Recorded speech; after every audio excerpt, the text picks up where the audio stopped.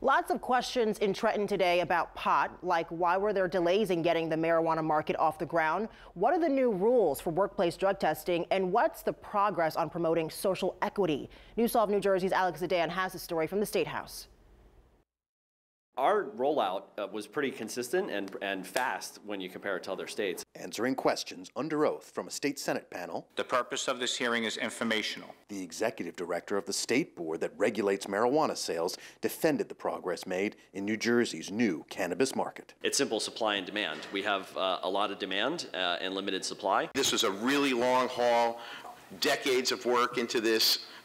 Starting with me. Frustrated by delays in the rollout, Democratic Senate President Nick Scutari called for the hearings. The cost of both medical and recreational cannabis are far above the national average. But with the successful start of retail sales April 21st, the hearing tackled other marijuana issues. State law included a number of provisions to ensure diversity and equity in the cannabis industry, and yet it remains a largely white business. The way we get this market to where it needs to be is focused on equity, focused on licensing new businesses, particularly social equity businesses. This is sort of a decadent discussion, and there's other issues that we really should be focusing on. Republicans objected to unresolved issues like how workplaces can handle employees who test positive for cannabis consumption. You can see our frustration.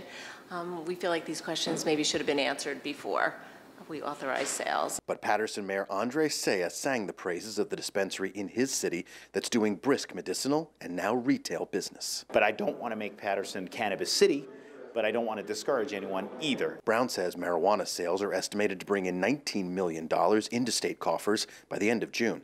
Estimates for what the first-year revenues will look like won't be available for several months. At the State House, Alex Zedan, News 12, New Jersey. Executive Director Brown told GOP Senator John Bramnick the CRC collects regular reports on how many people have suffered adverse effects from marijuana use.